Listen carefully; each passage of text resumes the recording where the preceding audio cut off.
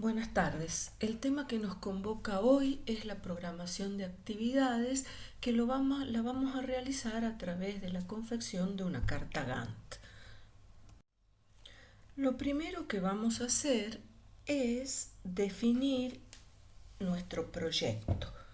Un proyecto se puede definir como un plan al que, si se le asignan determinados montos de capital, permite a la organización la producción en actividades interrelacionadas que utiliza determinados recursos para obtener determinados resultados en un periodo de tiempo definido. O sea que el proyecto debe establecer todos los cursos de acción a ser seguidos. Estos cursos de acción son actividades y los recursos a ser asignados para alcanzar un funcionamiento normal en el tiempo mínimo y dentro de los niveles adecuados de capital. El grado de éxito que se tenga en alcanzar los objetivos y metas en un proyecto dependerá en medida de la orientación, la secuencia, eficiencia y eficacia con que se desarrollan las actividades que lo componen.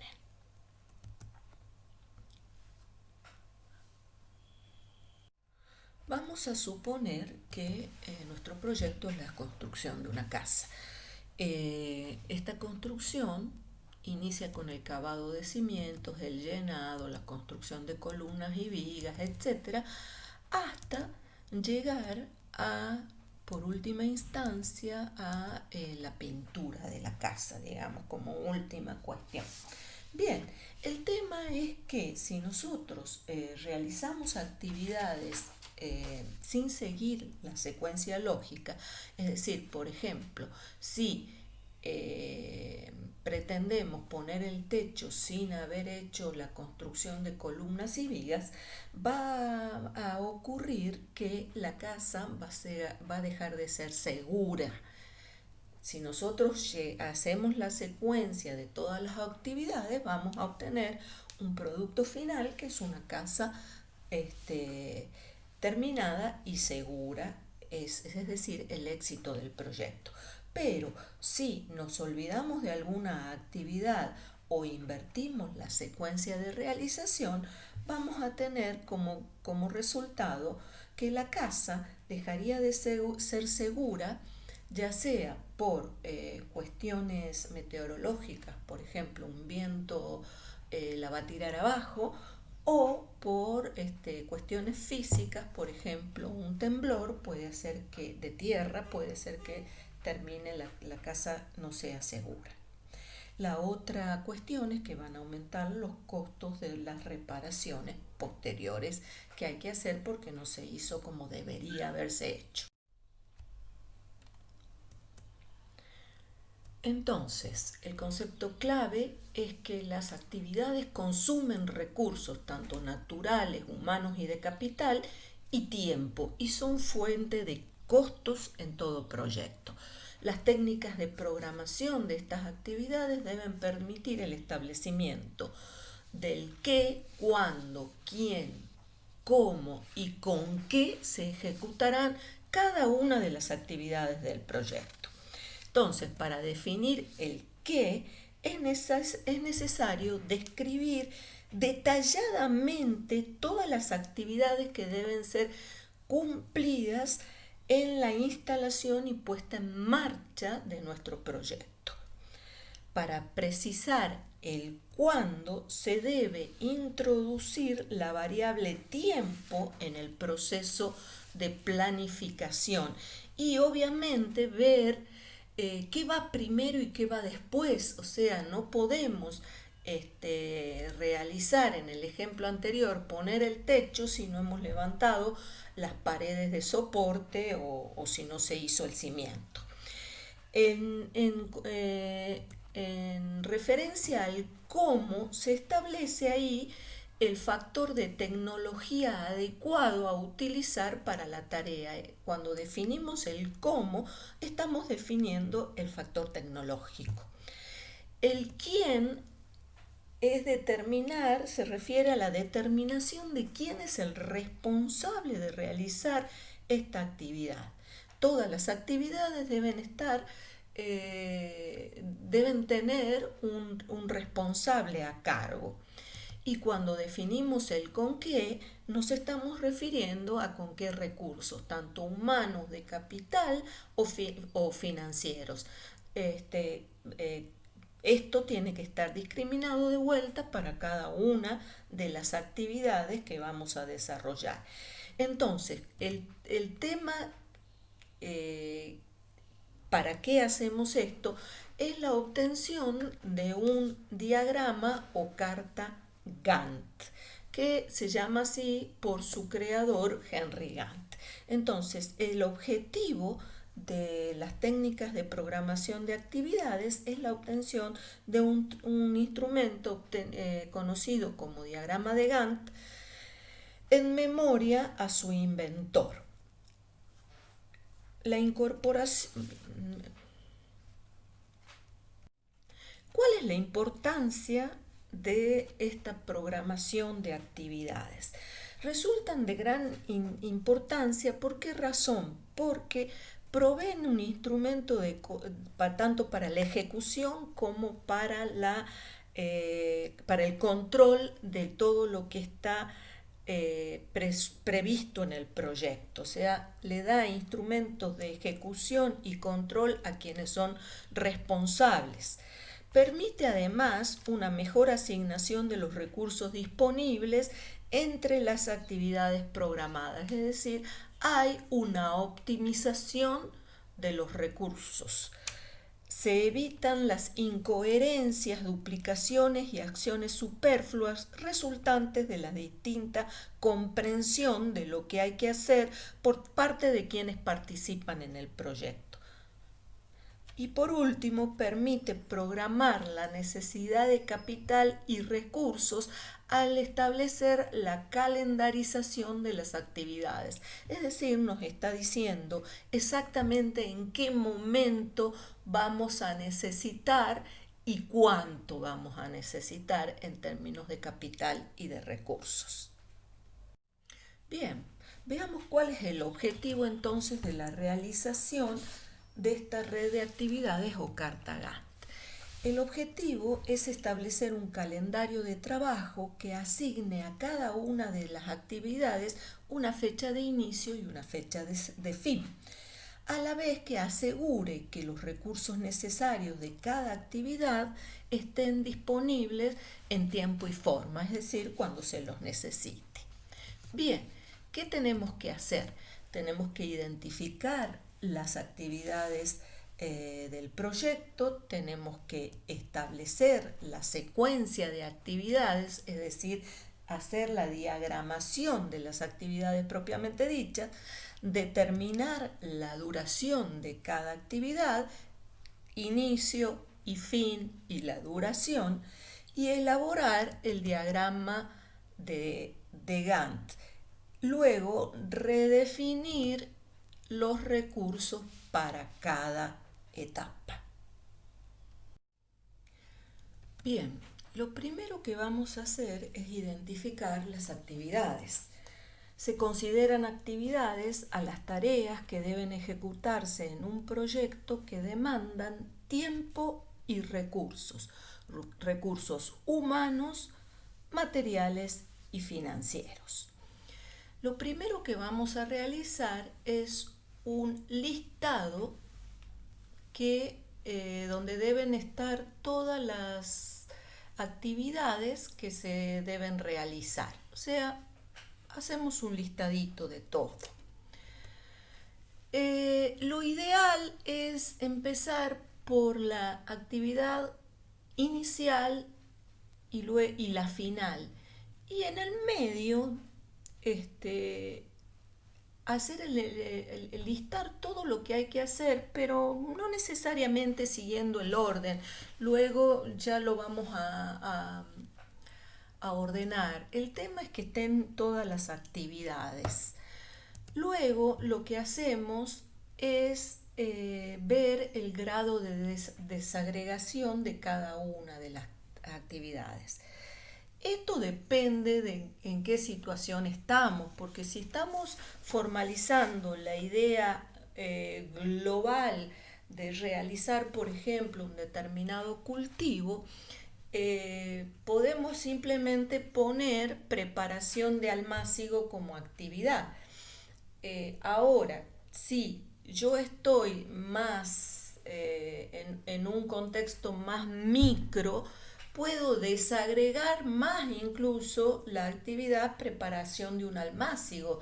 Esa actividad la puedo desagregar en, supongamos que se va a hacer el almácigo no en la tierra, sino en macetas, por decir algo, o en una estructura ad hoc para realizar el almácigo. Entonces, a esa actividad, preparación de un almácigo, la puedo desagregar en subactividades, es decir, limpiar el almácigo, el recipiente almácigo, conseguir la tierra que va a ir en el almácigo, preparar la semilla, sembrar, regar, etcétera, ¿sí? Entonces, depende a qué nivel estamos trabajando.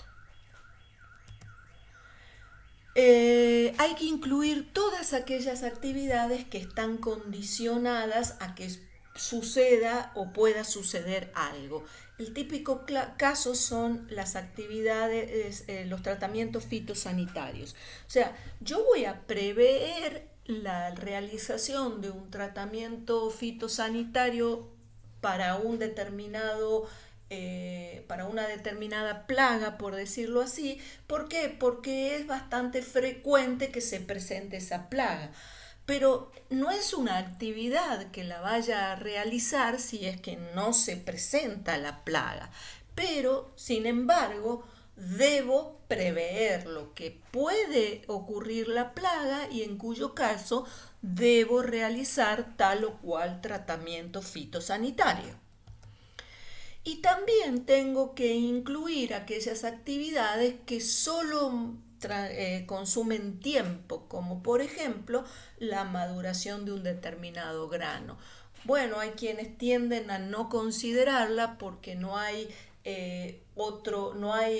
demanda de recursos, pero es importante tener en cuenta el transcurso del tiempo, porque en la planificación a nivel de calendario necesitamos respetar los tiempos que hay que respetar.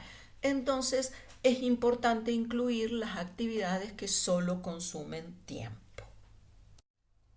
Como segunda actividad, lo que tenemos que hacer es establecerle la secuencia a las actividades definidas previamente.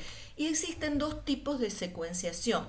Las actividades en serie, donde necesariamente primero tengo que realizar la actividad A para luego la B y luego la C, preparar el almácigo, nivelar el almácigo, desinfectar el almácigo, o actividades en paralelo, es decir, la actividad A tiene que estar antes de la B, la C y la D, ¿sí? Pero las actividades C y E pueden realizarse simultáneamente con la B y la D y todas confluyen a la realización de la actividad F. Estas son actividades en paralelo y es importante poder identificarlas porque muchas veces vamos ganando tiempo. Para llegar al ordenamiento secuencial que estamos buscando, puede ser útil responder las siguientes preguntas.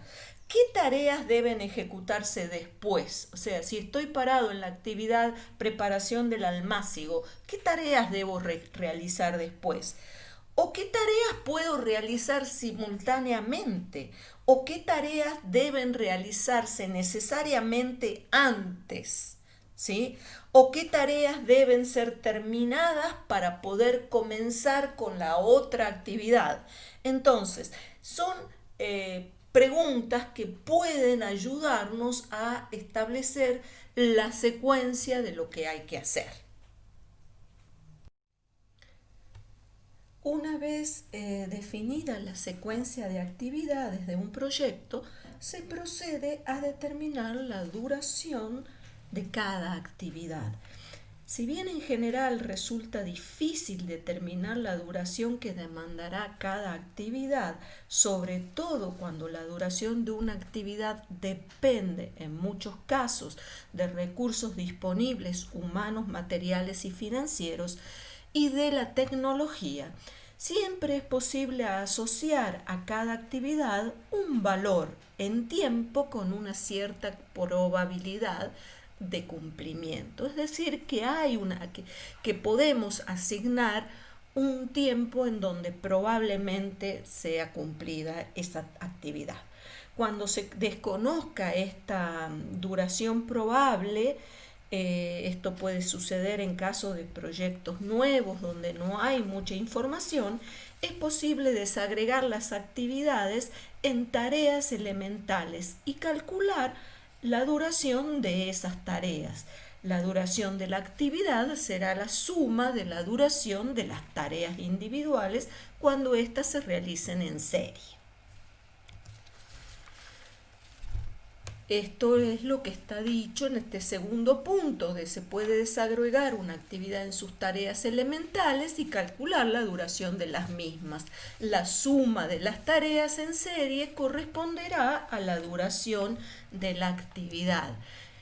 Hay que incluir en todos los casos los tiempos de esperas y los cambios entre labores. Por ejemplo, si yo tengo una actividad que se trata de realizar, de la preparación del suelo para la siembra, esa preparación de suelo puede ser una pasada de rastra, una pasada de arado, o de arado primero y de rastra después, y en todos los casos deberán contemplarse los tiempos necesarios para hacer los cambios de implementos. Entonces todo ese tiempo es tiempo que va a tener esa actividad. Con respecto a las actividades que solo consumen tiempo, con respecto a las actividades que solo consumen tiempo, es muy importante tenerlas en cuenta, porque de otra manera no vamos a obtener el producto terminado. Es decir, si yo lo que tengo que esperar es que se produzca botánicamente el fruto, bueno, tengo que esperar que eso suceda. Y si no lo espero, no contemplo ese tiempo necesario, no voy a obtener el producto. Entonces hay que contemplar las actividades que solo consumen tiempo. Y también tenemos en el caso de las tareas tanto repetitivas como condicionadas, es importante englobarlos en una sola actividad. Por ejemplo, ahí, como lo dice, el tratamiento de fitosanitario.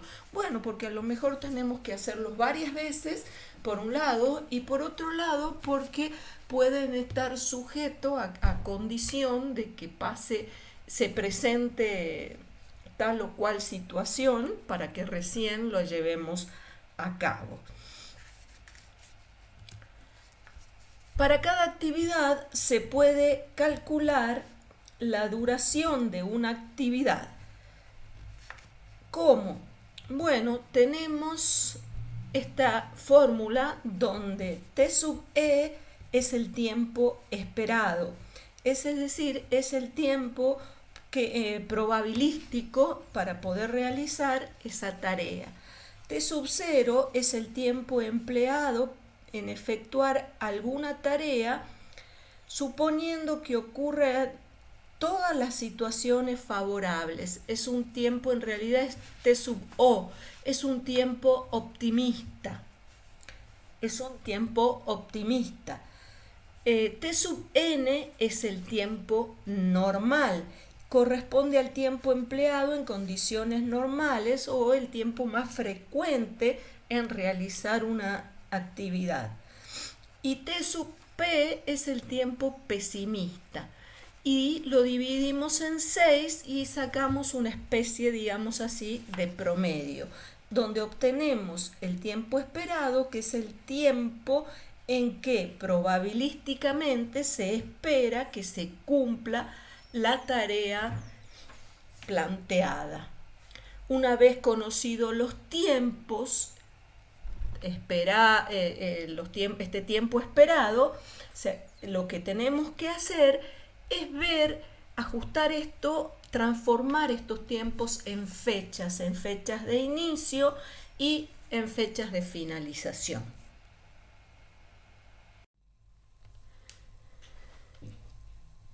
Conocidos los tiempos esperados y ajustados estos tiempos a valores enteros de las actividades del proyecto, se puede calcular la duración total del proyecto e incluso determinar las fechas en que cada actividad debe comenzar. A esto lo determinamos siguiendo el recorrido de la red de actividades que ya se diagramó. Se determinan 4 momentos para cada una de las actividades. Una es la fecha de comienzo temprano, la fecha de finalización temprana, la fecha de comienzo tardío y la fecha de finalización tardía. ¿Qué hacemos con estos datos? Bueno, si nosotros lo que vamos a hacer es ponerlos dentro de la caja de nuestro diagrama.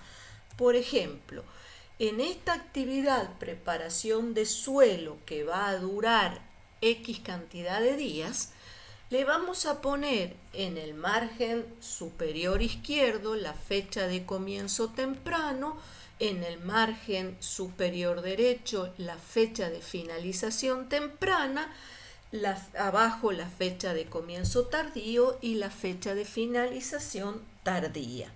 Estos 4 momentos pueden ser determinados en fecha, es decir, en el calendario, qué día, qué mes y de qué año, si se conoce la fecha de inicio de la ejecución del proyecto. O también puede determinarse en base a la cantidad de tiempo transcurrido, días, meses, años, desde el inicio del proyecto. Si por el contrario aún no se conoce la fecha de inicio del mismo. En este caso se considera que el inicio del proyecto corresponde al día 0, adoptando la convención de finalización del periodo. Para determinar las fechas de comienzo temprano y finalización temprana, lo que se hace es recorrer la red desde la caja de inicio del proyecto y se suman los tiempos esperados o la duración esperada de cada una de las actividades que componen la serie. Las actividades que comienzan en la caja inicio tienen una fecha de comienzo temprano.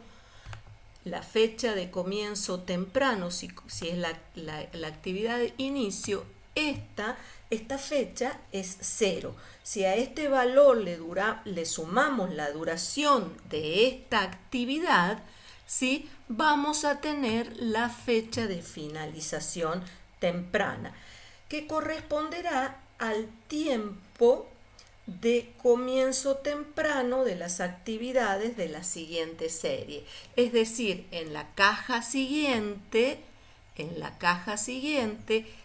esta finalización temprana se va a transformar acá en la de inicio temprano. Y así sucesivamente a lo largo de todo el proyecto. Para determinar las fechas de comienzo y finalización tardía de las actividades, se recorre la red en sentido inverso, desde el fin del proyecto hacia el inicio del proyecto. en cada actividad se va a determinar primero la fecha de finalización tardía, que es igual a la fecha de comienzo tardío de la actividad que le sigue en la serie. Y por resta se calcula la fecha de comienzo tardío de la actividad. Y se continúa la caja hacia el inicio del proyecto, que debe volver a ser 0. Es decir, cuando yo logro volver acá, tengo que llegar al momento 0.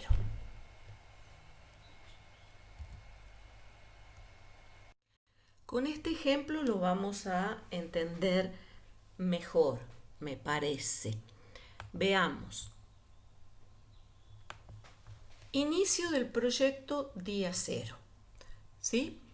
Vamos a empezar con la actividad A, que dura 3 días. La fecha de comienzo temprana es la misma que la de inicio, es decir, 0. ¿Cuánto tiempo necesitamos en realizar la actividad A? 3 días. Quiere decir que la fecha de finalización temprana es el día 3, que es el mismo día en que inicia la actividad C. La actividad C inicia en el día 3 y dura 2 días. Quiere decir que la fecha de finalización temprana es el día 5. Bien, simultáneamente y de manera paralela se realiza la actividad B. La actividad B también empieza en el día 0, ¿sí? Pero demora 2 días. Estos 2 días va a ser la fecha de finalización temprana y va a ser la fecha de inicio temprano de la actividad D. La actividad D dura 4 días. La actividad D dura 4 días, entonces 2 más 4 son 6 días, que es la fecha de finalización temprana de la actividad D. De manera paralela a la actividad D se realiza la actividad E. La actividad E también comienza en el día 2, que es la fecha de finalización temprana de la actividad B, y se transforma en comienzo de la fecha de iniciación temprana o de comienzo temprano de la actividad E. Dura 5 días y entonces eso nos da como día 7 la finalización temprana de la actividad E. Bien, todas estas actividades confluyen hacia la actividad F, pero ¿qué pasa? La actividad C la tengo terminada el día 5, la actividad D la tengo terminada el día 6, pero la actividad E la tengo finalizada el día 7. Quiere decir que la actividad F solo puede comenzar el día 7 porque la finalización temprana de la actividad E es la más larga y de todas las que confluyen en la actividad F.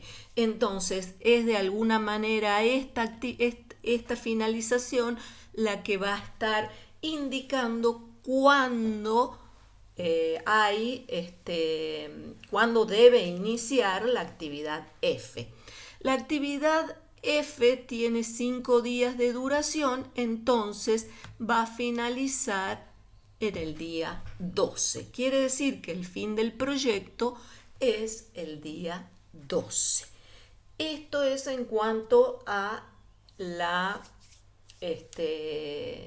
fechas tempranas. Veamos ahora la inversa para definir las fechas, la duración más tardía. Bien, en este caso decíamos que empezábamos al revés. Empezábamos por el 12 y el 12 menos los 5 me está dando este 7. Con este 7 nos venimos aquí a la actividad E y nos da el tiempo de finalización tardío, la fecha de finalización tardía. Bien, que menos los 5 días de duración de esta actividad me va a dar esta, uy Dios mío mi pulso, esta fecha de inicio. De vuelta con esta fecha de inicio, menos 2 días, me voy aquí al 0. Bueno, no sé qué estoy haciendo en la marcación, pero la idea es que les quede claro cómo es el circuito. De igual manera, podría ser que de este 7 va a ser el mismo 7 que tenemos acá, menos 4 días es 3 días, me quedan estos 3, ¿sí? Y acá es este 7 menos los 2 días queda el 5. Ahora, fíjense que acá, en este caso, 7 menos 4 es 3, pero aquí me voy a 2. ¿Por qué? Porque está mandando esta actividad, la actividad E, que es la que demora, por decirlo así, más tiempo. En este caso, en la actividad C, este mismo 5 es el que pasa aquí, menos 3 días que tengo acá, me voy a los 2 días que van a quedar como una holgura. Entonces, fíjense que acá nos está dando cuáles son las holguras que podemos ir teniendo porque nos sobra el tiempo en algunos casos. Por ejemplo, en la actividad C, resulta que en la actividad C, si veo las fechas de comienzo temprano, la termino en el día 5 a la actividad C, pero recién puedo empalmarme en la actividad F en el día 7. Entonces aquí tengo 2 días de holgura. En esta actividad yo tranquilamente, en vez de demorarme 2 días, podría demorarme 3 días y no habría ningún problema. Lo mismo nos está pasando con la actividad siguiente. Nos está pasando con la actividad D, que también me está sobrando un día. La termino la actividad en el día 6, pero entro en la actividad F en el día 7. Estos son periodos de holgura que tenemos en algunas actividades. En este cuadro vamos a ver bien cómo son los tiempos de holgura. La holgura de la actividad es la diferencia de tiempo entre la fecha de comienzo tardío y la fecha de comienzo temprano y representa el tiempo en que se puede demorar una actividad sin afectar la duración total del proyecto. ¿Se acuerdan? La actividad A tenía una duración de 3 días. La actividad A tenía una duración de 3 días, ¿sí? Comenzaba, la fecha de comienzo temprano era 2, la fecha de comienzo tardío es 2 y los días de holgura son 2. quiere decir que esta actividad me puedo demorar o tomarme 2 días más en realizarla porque no me va a afectar en nada. La actividad B tiene una duración de 2 días. La fecha de comienzo temprano es el día 0 y la del tardío es día 0 y acá no hay holgura. En la actividad C, la fecha de inicio, la actividad C era la que continuaba a la actividad A. La actividad C inicia en el día 2. Perdón, necesita 2 días para realizarse. El comienzo temprano es 3 porque acá empezaba en el 0 y dura 3 días. Y el comienzo tardío es 5. La diferencia es 2 días. Quiere decir que tenemos 2 días de holgura, ¿sí? En las que nos podemos demorar en realizar esta actividad y no va a interferir, no va a haber problema. La actividad D era la que continuaba luego de la B. La actividad D tiene una duración de 4 días. Comienza, la fecha de comienzo temprano es el día 2, mientras que la de comienzo tardío es el día 3. Hay un día de holgura. Luego, la actividad E comienza en el día, tiene una duración de 5 días, comienza en el día 2, si es un comienzo temprano, si es un comienzo tardío, también es en el día 2, no hay holgura. Y la actividad F, que es donde confluían las demás, tiene una duración de 5 días, comienza en el día 7 tempranamente y la fecha de comienzo tardío también es el día 7, entonces aquí no hay holgura. En ambos casos, temprano o tardío, tenemos 12 días de duración de la actividad. Aquí también vamos a ver que hay actividades críticas y estas son actividades que no tienen holgura, es decir, aquí no nos podemos demorar.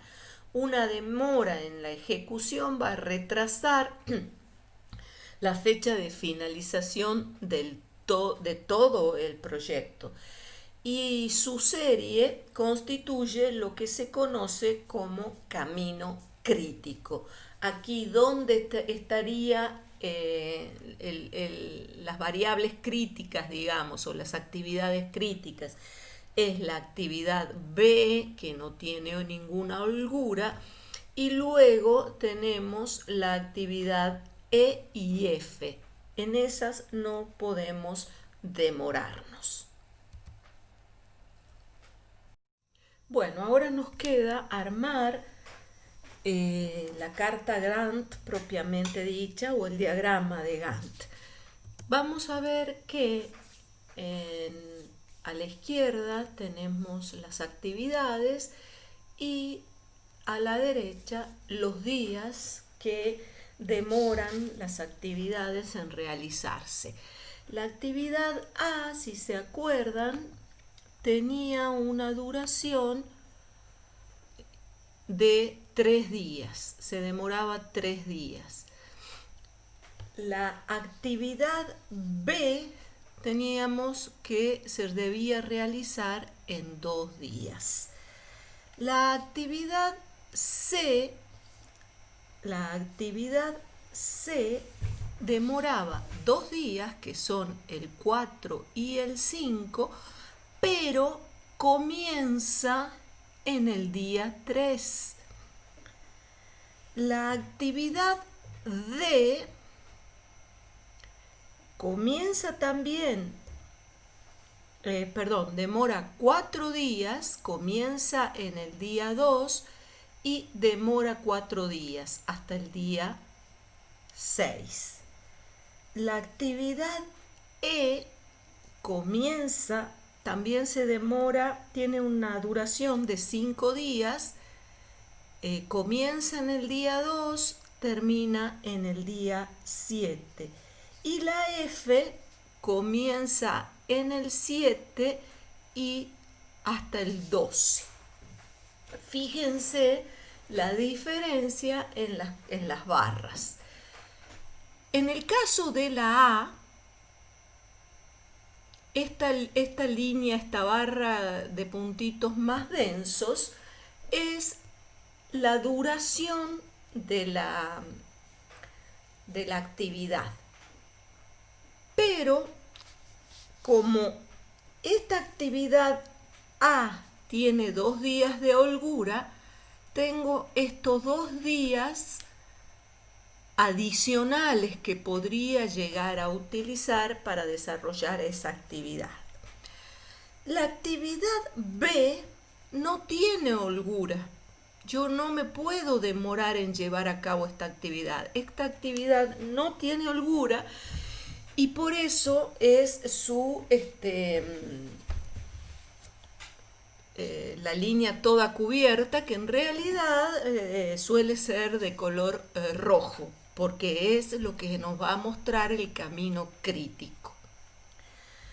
Bien, la actividad C tiene holgura de 2 días, entonces termina en el día 5, pero me podría demorar hasta el día 7 en llevarla a cabo.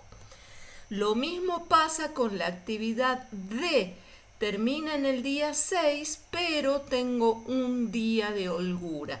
La actividad E y F no tienen holgura, por eso su barra es llena. Bien, esto es en definitiva lo que es la carta Gantt. ¿Qué pasa? Nos muestra visualmente de una manera muy rápida la ubicación en el tiempo y además el camino crítico. El camino crítico está dado por acá y por acá. Entonces, es importante en la ejecución, es tener en cuenta esta carta Gantt, es muy importante en la ejecución de un proyecto porque permite conocer rápidamente las fechas en las que se debe comenzar y ejecutar cada actividad. De esta manera podemos prestar mucha atención a aquellas actividades críticas y además, como les digo, es impactante visualmente. O sea, nosotros en el acto podemos darnos cuenta de dónde están los problemas, dónde podrían presentarse los problemas para obrar en consecuencia. En la planificación es muy importante porque por el uso de los recursos. Si se agregan recursos necesarios y se los compara con los disponibles, asignándolos donde más se los necesite o para ver si faltan recursos en las actividades críticas. Es decir, nosotros tenemos que estar muy atentos a este diagrama en la parte de las actividades críticas porque ahí no puede faltar recursos, porque si nos falta algún recurso ahí, se nos va al diablo las fechas. Ahora, a lo mejor tranquilamente podría sacar algún recurso de la actividad A que tiene 2 días de holgura y bueno, y a lo mejor pasarlo para acá, para la actividad B, para no demorarme en la B. Si me demoro en la A no importa porque tengo 2 días de holgura. ¿Se entiende cuál es la idea desde el aspecto de la planificación? Y por último, en los presupuestos de actividades. Cuando se valoran los recursos de las actividades, por ejemplo, el presupuesto de efectivo, ya sea tanto de corto o de largo plazo. No tiene sentido que yo aquí al inicio, en el día 0, disponga de todo el dinero necesario para llevar a cabo todas las actividades. No hace falta, pero sí tengo que tener en claro que en el día 2 yo debo tener disponible lo que necesito para llevar a cabo estas actividades que se van a realizar desde el día 2 hasta el día 7. ¿Se entiende a lo que se refiere? ¿Para qué sirve desde el punto de vista de la planificación? Bien, continuemos entonces. Bien, veamos este ejemplo. Pero antes de ver el cuadro les voy a contar. La actividad A demanda 2 jornales por día, que es esta información que está aquí al costadito. La actividad A demanda 2 jornales por día. La actividad B, 4. La actividad C, 1 jornal por día. La D, 1 jornal por día. La E, 1 jornal por día. Y la F, 4 jornales por día por hectárea, ¿no? Entonces, fíjense, ¿cuál es de la disponibilidad? 4 personas. Entonces, el primer día se me están superponiendo las actividades A y B. Quiere decir que yo voy a necesitar 2 jornales de la actividad A más 4 de la actividad B. Necesito 6 jornales. En el día 2 me pasa exactamente lo mismo. Hay superposición de 2 actividades, necesito 6 jornales. En el día 3, ¿qué me está pasando? Necesito 2 jornales de la actividad A. La actividad D es 1 jornal, son 3 jornales. Y la actividad E es 1 jornal, necesito 4 jornales. ¿Cuánto dispongo? Dispongo de 4 jornales. En el día 4, ¿qué pasa? Necesito 1 de la actividad D, 1 de la actividad E. Uno de la C, 1 jornal de la C, 1 jornal de la E, de la D, 1 jornal de la E. Son 3 jornales y dispongo de 4, me sobra 1. En el día 5, ¿qué es lo que me está pasando? Lo mismo, necesito 3 jornales y dispongo de 4, sobra 1.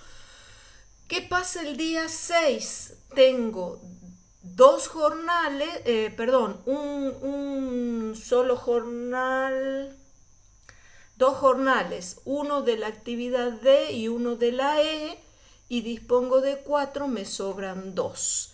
En el día 7 necesito 1, tengo 4, sobran 3, y a partir del día 8 necesito 4, dispongo de 4, me sobra nada. Bien, la diferencia entre lo que necesito y lo que disponemos nos va a dar la deficiencia de mano de obra en este caso o el sobrante. Entonces nosotros acá tenemos un problema. ¿Qué hacemos con estos 2 días donde necesitamos mano de obra adicional?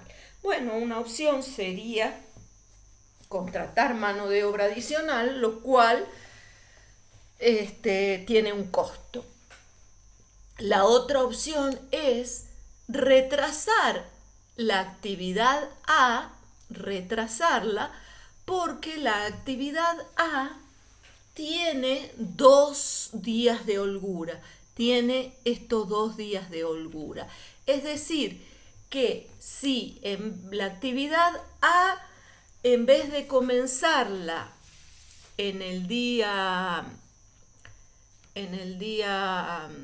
1, podría a lo mejor estar comenzándola en el día 3.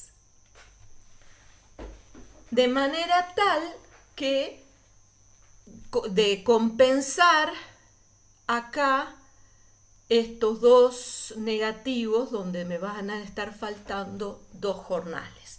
Entonces, fíjense ustedes acá la redistribución comenzando la actividad A el día 3 y la actividad C el día 6. Entonces, veamos cómo nos queda.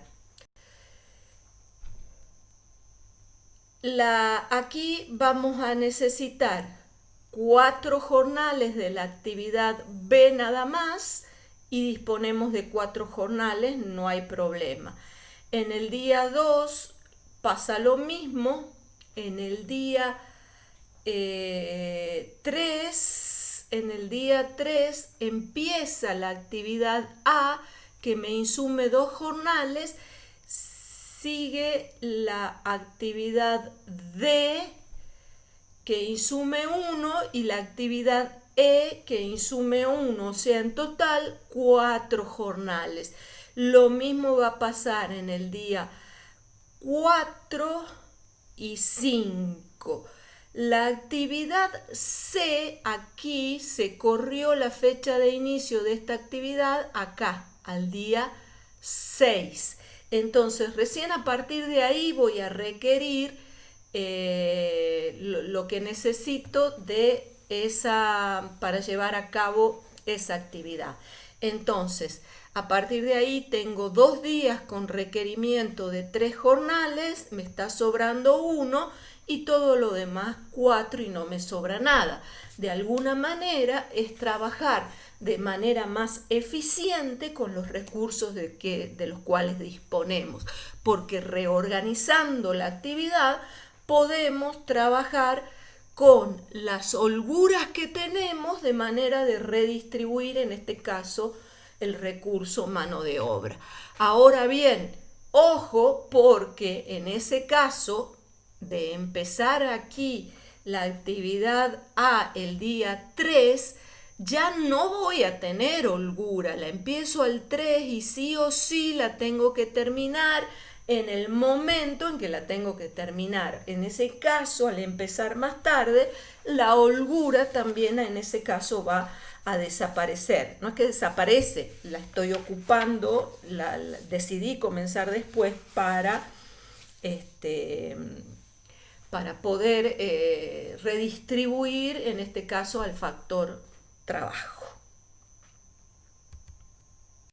Bueno, espero que puedan haber entendido cómo se hace esto y la importancia que tiene, sobre todo en estas cuestiones que estamos viendo de logística, porque sirve para tener en los materiales que hay que tener y las previsiones que hay que tener en tiempo y forma para poder ser eficaces y eficientes.